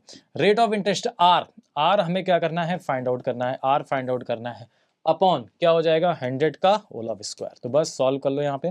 तो आर स्क्वायर इक्वल टू कितना हो जाएगा यहाँ पे, आर स्क्वायर इक्वल टू हो जाएगा 72 इंटू ये क्रॉस मल्टीप्लाई होगा, इधर जाएगा 100 इंटू 100 अपॉन में कितना आ जाएगा आप बताओ 5000, ठीक है 5000। तो बस 0 से 0, 0 से 0, 0 से ये 0, 5 से इसको कट कर लेंगे 2 आ जाएगा, तो ये वैल्यू हो जाएगी 144। तो आर स्क्वायर की वैल्यू हमारे पास कितनी आ गई, आर स्क्वायर की वैल्यू आ गई हमारे पास कितनी 144। तो आर की वैल्यू कितनी हो जाएगी, आर की वैल्यू हो जाएगी आपकी रूट ऑफ 144, यानी कितना हो जाएगा 12। तो 12 हो जाएगा इसका क्या यहाँ पे करेक्ट आंसर, ठीक है ना। इसी तरह अगर 3 years का आएगा तो हम लोग ये वाला लगा देंगे, ठीक है। चलो बहुत बढ़िया। अब देखते हैं यहाँ पे कि प्रीवियस ईयर पे जो क्वेश्चंस है ना वो कैसे फाइंड आउट होंगे। अगर हम प्रीवियस ईयर के क्वेश्चंस की बात करें तो कैसे क्वेश्चन आते थे, देखो क्या कह रहा था क्वेश्चन में कि भाई compound interest on ₹1 lakh compound quarterly for 9 months at 4% per annum, ये कितना हो जाएगा। तो अब देखो यहाँ पे क्या दे रखा है, प्रिंसिपल आपको कितना दे रखा है 1 लाख दे रखा है, ठीक है। और आपसे क्या कह रहा है, कंपाउंड क्वार्टरली कह रहा है। तो जो क्वार्टरली का मैंने आपको बताया था कि क्वार्टरली का क्या होता है, जब भी क्वार्टरली की बात आती है तो रेट ऑफ इंटरेस्ट आर से क्या हो जाएगा, R/4 हो जाएगा, और टाइम कितना हो जाएगा हमारे पास 40 हो जाएगा, ठीक है। तो बस कुछ नहीं करना है। तो रेट ऑफ इंटरेस्ट कितना था 4%, तो रेट ऑफ इंटरेस्ट कितना हो जाएगा 4/4 यानी 1% हो जाएगा, और टाइम जो हो जाएगा वो उसका 4 टाइम्स हो जाएगा। 4 कितना है यहाँ पे 9 months, तो 9 months का 4 टाइम्स यानी 36 मंथ। 36 मंथ का मतलब कितना हो गया हमारे पास 3 years। तो जो हमारे पास टाइम हो जाएगा वो 3 years हो जाएगा। तो अब क्वेश्चन ये हो गया कि अब आपको 1 लाख का 1% के हिसाब से 3 years का क्या बताना था, कंपाउंड इंटरेस्ट बताना है। 1 लाख का 1% के हिसाब से 3 years का आपको कंपाउंड इंटरेस्ट बताना है। तो अब एक चीज है समझो यहाँ पे कैसे बताया था, जैसे मैंने आपसे कहा था स्लैब मेथड्स को यूज करेंगे। तो आप बताओ सी आई ऑफ फर्स्ट ईयर का सी आई कितना हो जाएगा आप बताओ। तो फर्स्ट ईयर की सी आई की बात करेंगे तो 1 लाख का 1% कितना हो जाएगा, 2 जीरो कैंसिल हो जाएंगे यानी 1000, ठीक है। 1 लाख का 1% चाहे तो आप कैलकुलेटर से भी निकाल सकते हो, 1 लाख का 1% कितना हो जाएगा 1000। अच्छा सी आई ऑफ सेकेंड ईयर अगर मुझे निकालना है कि सेकेंड ईयर का सी आई कितना हो जाएगा, तो मैंने आपको क्या कहा था कि जो फर्स्ट ईयर का सी आई आप देते हो, जो फर्स्ट ईयर का आपने सी आई दिया है वो तो रहेगा प्लस इंटरेस्ट पे इंटरेस्ट लग जाता है, यानी 1000 का 1% और हो जाएगा। 1000 1% मतलब 10 रुपये आपको और देने पड़ेंगे। तो टोटल आप कितना दोगे 1010 दोगे, ठीक है ना। अच्छा सी आई ऑफ थर्ड ईयर कितना हो जाएगा जरा देख लेते हैं। तो सी आई ऑफ थर्ड ईयर मतलब जो आपने सेकेंड ईयर में दिया है 1010 वो तो आप दोगे प्लस 1010 का 1%, ठीक है। आप चाहे तो अगर आपको टिपिकल लगे तो कैलकुलेटर उठा लो फटाफट। तो 1010 का 1%, 1010 इंटू 1% कितना आ गया हमारे पास तो हाँ देख लेंगे 1010, ठीक है ना। और इसका हमें कितना परसेंट निकालना है, 1% निकालना है, इंटू 1 और परसेंटेज 10.1, तो 10.1 आपका और ऐड हो जाएगा।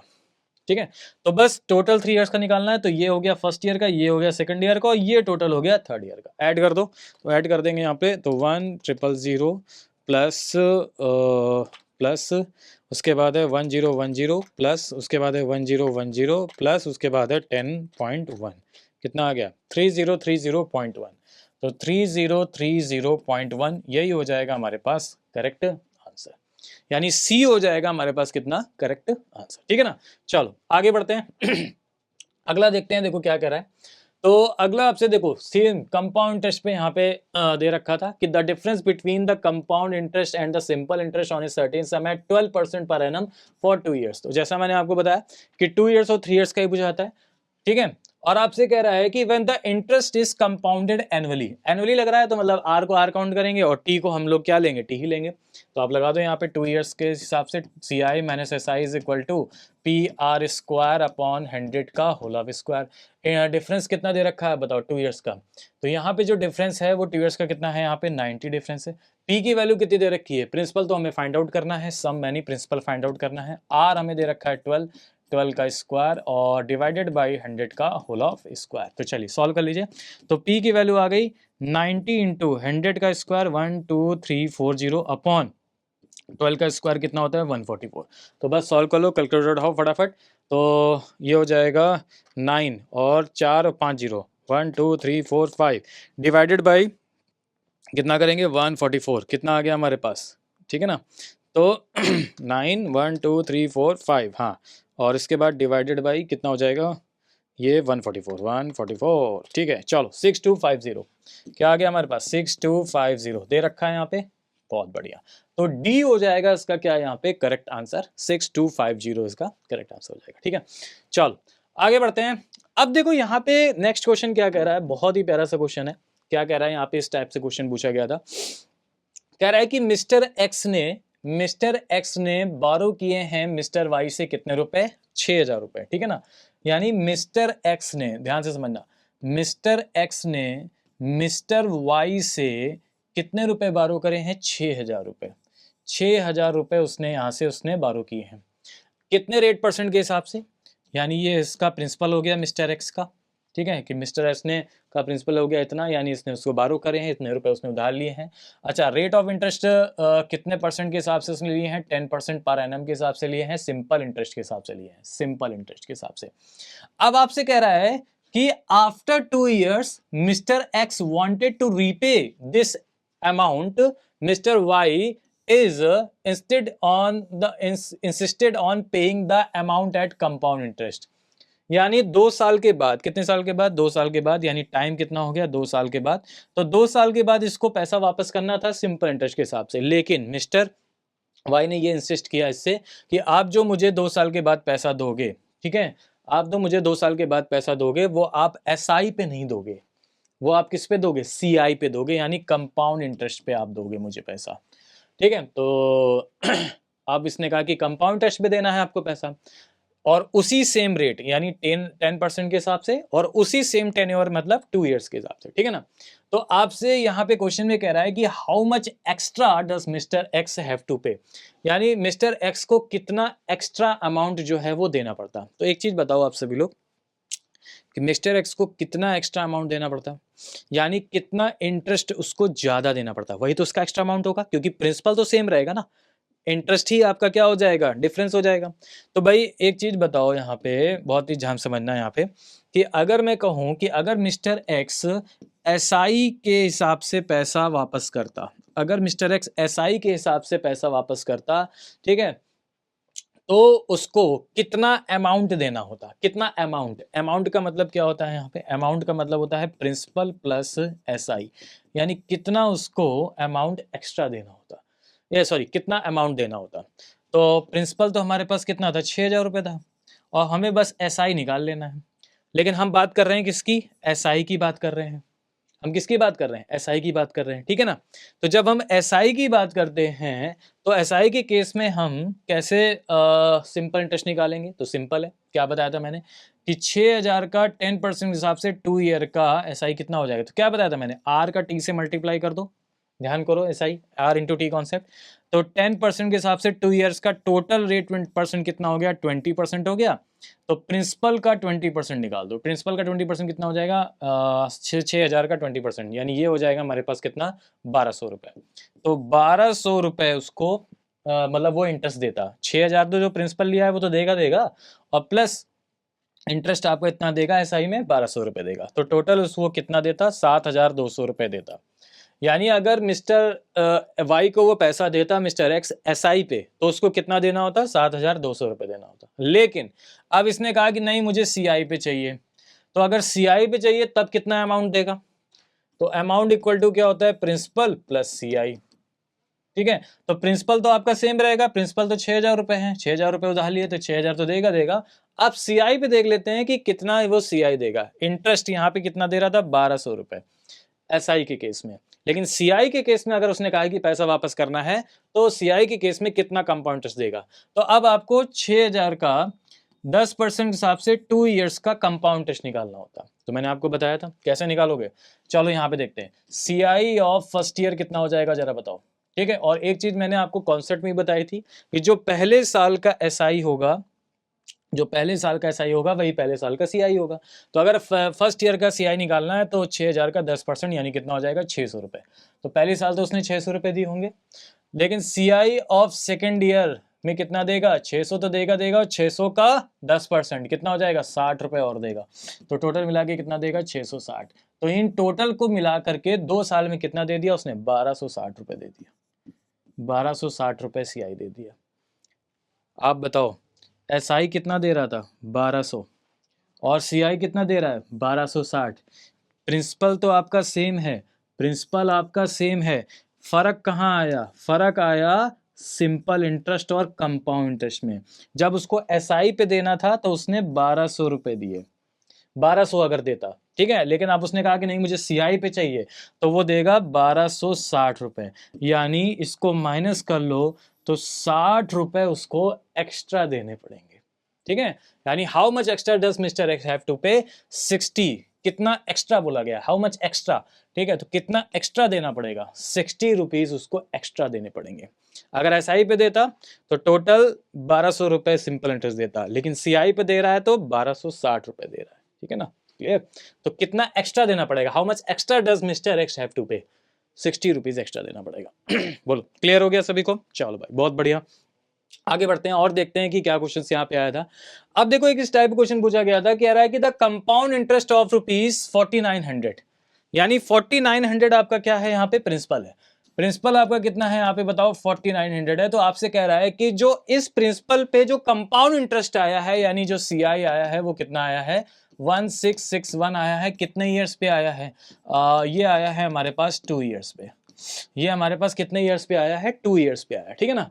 तो at a certain rate of interest, कोई सर्टेन रेट ऑफ इंटरेस्ट लग रही होगी, नहीं पता क्या लग रही है। अब आपसे कह रहा है कंपाउंडेड एनुअली है, ना क्वार्टरली है ना हाफ ईयरली है, ठीक है। तो कह रहा है what is the rate of interest per annum in percentage. तो परसेंटेज में आपको बतानी है कि रेट ऑफ इंटरेस्ट जो है वो क्या होगी, ठीक है।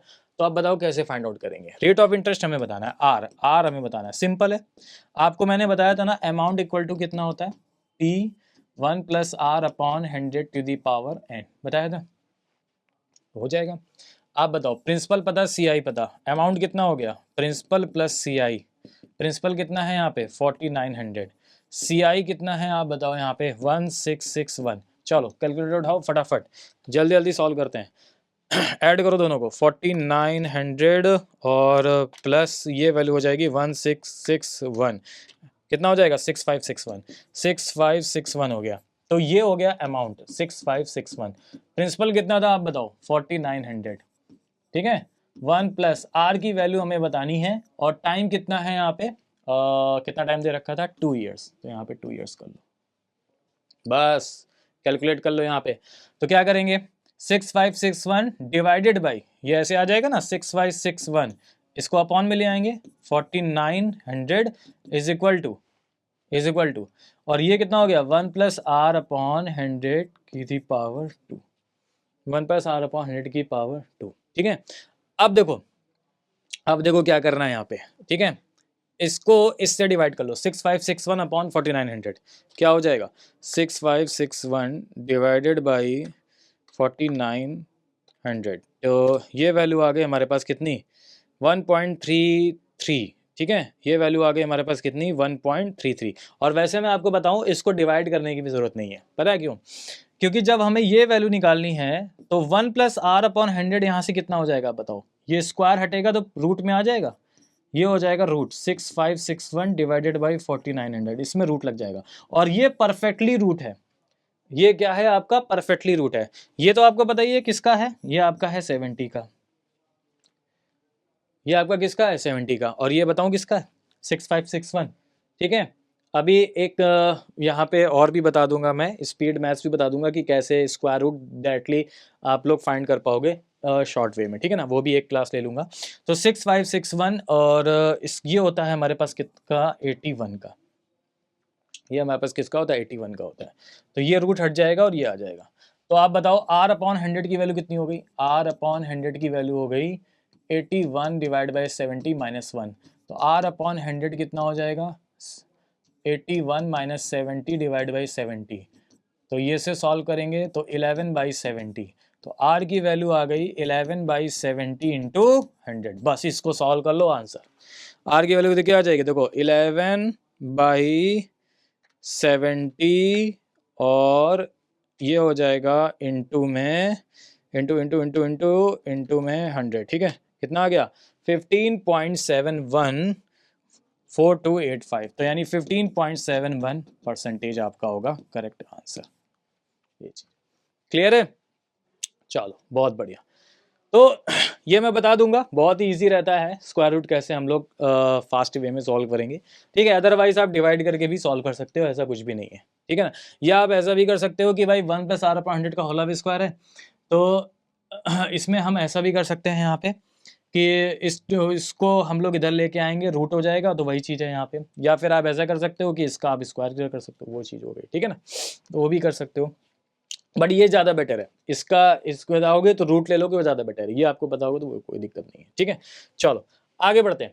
अब आते हैं यहाँ पे ये वाला क्वेश्चन। अब देखो, अब मैं आपको बताता हूँ कि एक आपके में था कॉन्सेप्ट, क्या पता है, इफेक्टिव रेट ऑफ इंटरेस्ट। यहाँ पे वही पूछा गया है, effective rate of interest. Effective rate of interest पता है क्या होता है? लोग बहुत अफवाह बनाते हैं कि sir effective rate of interest बताइए, इफेक्टिव रेट ऑफ इंटरेस्ट बहुत टफ है। अरे कुछ भी टफ नहीं है। देखो इफेक्टिव रेट ऑफ इंटरेस्ट जो है वो पता है क्या है? अभी आपको बताता हूं। इफेक्टिव रेट ऑफ इंटरेस्ट की अगर हम लोग बात करें, इफेक्टिव रेट ऑफ इंटरेस्ट, तो वो होता क्या है? इफेक्टिव रेट ऑफ इंटरेस्ट को हम लोग यहाँ पे क्या बोलते हैं? तो मैंने जो आपको कंपाउंड इंटरेस्ट का कॉन्सेप्ट बताया था ना, और मैंने कहा था कि एक सक्सेसफुली क्या होता है, इंक्रीज होता है। 1 ईयर में इतना है, 2 ईयर्स में इतना है, तो 2 ईयर्स के बाद अगर हम देखेंगे तो वो कितना हो जाएगा। ठीक है, तो वो सक्सेसफुली टर्म्स जो होता है ना, उस टर्म्स को यहाँ पे नाम दिया गया है नया इफेक्टिव रेट ऑफ इंटरेस्ट। तो वही चीज है। अब इसको कैसे निकालेंगे? सिंपल है। इफेक्टिव रेट ऑफ इंटरेस्ट को निकालने के लिए आपने अगर परसेंटेज पहले कभी एक मिनट पढ़ा होगा तो आपको पता होगा, इफेक्टिव रेट ऑफ इंटरेस्ट निकालने के लिए आपको कुछ नहीं करना है। ये फॉर्मूला बताइए, a plus B plus A B upon 100% में, a plus B plus A B upon 100% में, बस ये लगाओ आंसर, कुछ नहीं करना है यहाँ पे। ठीक है, अब कैसे सॉल्व करेंगे, a क्या है b क्या है? तो जैसे अब फर्स्ट समझो, जैसे इसके पहले मैंने बहुत सारे क्वेश्चंस कराए हुए हैं। मैंने आपसे कहा कि भाई सीआई में रेट ऑफ इंटरेस्ट लग रही है 10%। तो बताइए आफ्टर 2 ईयर्स के बाद, 10% के साथ बाद इफेक्टिव रेट ऑफ इंटरेस्ट कितना हो जाएगा? इफेक्टिव रेट ऑफ इंटरेस्ट कितना हो जाएगा? अगर सीआई में रेट ऑफ इंटरेस्ट लग रही है 10%, तो 2 साल बाद इसका इफेक्टिव रेट ऑफ इंटरेस्ट क्या होगा? तो आपको कुछ नहीं करना है, ये 10 है ना, 10 की वैल्यू यहाँ रख दो, 10 प्लस 10 प्लस 10 इंटू 10, ए की वैल्यू 10, ए की वैल्यू 10, हाँ ए की वैल्यू 10 और बी की वैल्यू भी 10। ठीक है, रख दो यहाँ पे, तो ये हो जाएगा 20 और इधर कितना हो जाएगा 1, तो ये कितना हो गया 21%। यही आपका इफेक्टिव रेट ऑफ इंटरेस्ट है, यही आपका क्या है, इफेक्टिव रेट ऑफ इंटरेस्ट है, ठीक है ना। तो बस खत्म हो गया, इसमें कुछ कहा ही नहीं है, यहाँ पे कुछ करना ही नहीं है, ठीक है। तो अब देखो यहाँ पे क्या कह रहा है, और इस वाले इफेक्टिव रेट ऑफ इंटरेस्ट को फाइंड करने के लिए ना हमें किसी भी वैल्यूज की भी जरूरत नहीं है, ना हमें सॉल्व करने की जरूरत है। आपसे कह रहा है कि if mister X Y Z investing ₹86,000 in a bank fix deposit scheme where interest will be payable at 12% per annum compounded half yearly, क्या दे रखा है, 12% per annum compounded half yearly. तो अगर 12% पर एनम ही होता तो हम आर की value क्या लेते, 12 लेते, जैसे मैंने पहले कहा है। लेकिन अगर यहाँ पे कह रहा है हाफ ईयरली, तो हाफ ईयरली के केस में मैंने आपसे क्या कहा था, हाफ ईयरली के केस में रेट ऑफ इंटरेस्ट हाफ हो जाएगा, यानी रेट ऑफ इंटरेस्ट कितना हो जाएगा, 6%। तो अब हमें 12 नहीं लेना है, अब हम कितना लेंगे, 6% लेंगे, ठीक है। अब हम क्या लेंगे, 6% लेंगे। तो जो ये वैल्यू दे रखी है ना 86,000 इन अ बैंक डिपॉजिट, ये सो इसका कोई यूज नहीं है, हटा दो इसको, इससे कोई मतलब नहीं, ठीक है। तो अब देखो 6% है और इसका हमें इफेक्टिव रेट ऑफ इंटरेस्ट बताना है, तो बस a plus B plus A B upon 100% में हो गया। a की वैल्यू और b की वैल्यू दोनों ही वैल्यू आपकी होंगी 6, रख दो यहाँ पे, 6 plus 6 into 6 divided by 100, 6 plus 6 कितना हो गया 12, और ये हो गया 36 डिवाइडेड बाई 100, ये हो जाएगा 12.36% आंसर। चलो खत्म, ठीक है। यही आपका है इफेक्टिव रेट ऑफ इंटरेस्ट। कभी भी आ जाए, किसी भी आ जाए कि किसका रेट ऑफ इंटरेस्ट बताओ, इस परसेंट का इफेक्टिव रेट ऑफ इंटरेस्ट बताओ, और वैल्यू इस तरह से दी गई हो, हटा दो सबको वैल्यू, वो कोई जरूरत नहीं है इसकी, हमसे हमें हमें वैल्यू से कोई मतलब नहीं है, हम सिर्फ परसेंटेज देखेंगे क्या दे रखा है, बस खत्म, ठीक है ना। तो 12.36% हो जाएगा इसका करेक्ट आंसर। बोलो क्लियर है, चलो भाई आगे आ जाओ। अब यहाँ पे देखो क्या कह रहा है, नेक्स्ट ईयर में नेक्स्ट क्वेश्चन देखते हैं। नेक्स्ट क्वेश्चन में भी आपका देखो क्या है, कह रहा है कि a loan of ₹5,000 is lent for 3 years at the rate of 10% per annum. यानी उसने क्या किया है, 5,000 रुपए का लोन लिया। एक तरह से उसका जो प्रिंसिपल है वो कितना है यहाँ पे, 5,000 रुपीज है। कितना है यहाँ पे, 5,000 रुपीज है, ठीक है। 10% पर एनम हिसाब से है, compounded semi annually. Semi annually का मतलब ही होता है हाफ ईयरली, ठीक है। तो इसका मतलब आपको पता ही, अगर हाफ ईयरली है तो r/2, और टाइम हो जाएगा आपका कितना, 2t। तो बताओ r कितना है, जरा पहले ये देख लेते हैं। r हमारे पास कितना है, 10 है, तो 10/2, यानी अब r जो हो जाएगा वो 5% हो जाएगा। अब r कितना हो जाएगा, 5% हो जाएगा, ठीक है। और टाइम देख लेते हैं, टाइम कितना दे रखा है यहाँ पे, टाइम आपको दे रखा है यहाँ पे कितना, फॉर 3 years टाइम दे रखा है, तो टाइम हो जाएगा डबल, तो ये कितना हो जाएगा, 6 year हो जाएगा, ठीक है। टाइम कितना दे रखा है यहाँ पे, 3 ईयर दे रखा है, तो 3 का क्या हो जाएगा, डबल, क्योंकि सेमी एनुअली है तो 6 ईयर हो जाएगा। तो अब आपसे कह रहा है कि find the future value of the money. अरे मैंने आपको बताया हुआ था कि फ्यूचर वैल्यू क्या होती है भाई, फ्यूचर वैल्यू कुछ नहीं है, अमाउंट ही है आपका फ्यूचर वैल्यू। जो आप अभी तक अमाउंट निकाल लो ना, वही आपका फ्यूचर वैल्यू है, खत्म।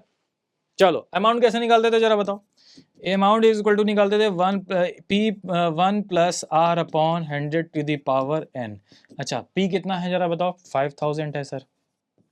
1 प्लस r कितनी वैल्यू आई है, 5, 5 अपॉन 100, और टाइम कितना है, 6 है। टाइम कितना दे रखा है हमारे पास, 6 दे रखा है, ठीक है। तो बस हो जाएगा, यहाँ पे कोई दिक्कत नहीं है। तो ये वैल्यू हो गई 5,000, और इसको हम क्या लिख सकते हैं, 100 से डिवाइड करो तो इसको हम लिख सकते हैं ना 1 प्लस 0.05 की पावर 6, ठीक है।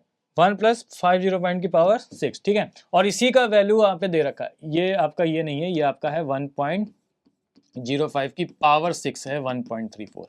ये पावर में है, मिस्टेक हो गई थी यहाँ पे, प्रिंटिंग मिस्टेक, ठीक है। ये पावर में है इस तरीके से, ठीक है। तो इसी की वैल्यू देखो आपको यहाँ पे दे रखी है 1.05 की वैल्यू 1.34। तो इसको फाइंड करने की जरूरत नहीं है कि 1.05, इसको हम क्या लिख सकते हैं, 1.05 की पावर 6 1.34 है। तो सीधे सीधे आप क्या कर दो, मल्टीप्लाई कर दो बस 5,000 का, 5,000 का मल्टीप्लाई कर देंगे 1.34 में। इसकी वैल्यू क्या दे रखी है, इसकी वैल्यू आपको दे रखी है 1.34, बस इसका मल्टीप्लाई कर दो। कैलकुलेटर उठाओ जरा, कैलकुलेटर उठाया, 5,000 टाइप किया, 5,000 मल्टीप्लाई बाई किया 1.34, ठीक है। कितना आ गया 6700, करेक्ट 6700 हो जाएगा इसका correct answer, that is a C. तो सी हो जाएगा इसका क्या यहाँ पे करेक्ट आंसर 6700। क्लियर है। तो भाई मैंने आपको बताया था ना कि फ्यूचर वैल्यू और कुछ भी नहीं है, फ्यूचर वैल्यू आपकी क्या है, सिर्फ वही है जो आप निकालते हो अमाउंट। यहाँ पे नया नाम दे दिया गया है फ्यूचर वैल्यू, ठीक है। हाँ लेकिन फ्यूचर वैल्यू एक इफेक्ट और आता है फ्यूचर वैल्यू का, कि फ्यूचर वैल्यू का यूज़ आपका एक तरह से एन्युटी पे भी होता है। तो नेक्स्ट वीडियो में हम लोग बात करेंगे एन्युटी से रिलेटेड, एन्युटीज़ क्या होती हैं और आपकी EMIs क्या होती हैं और बाकी और एक दो चीज़ें जो भी हैं, ठीक है ना।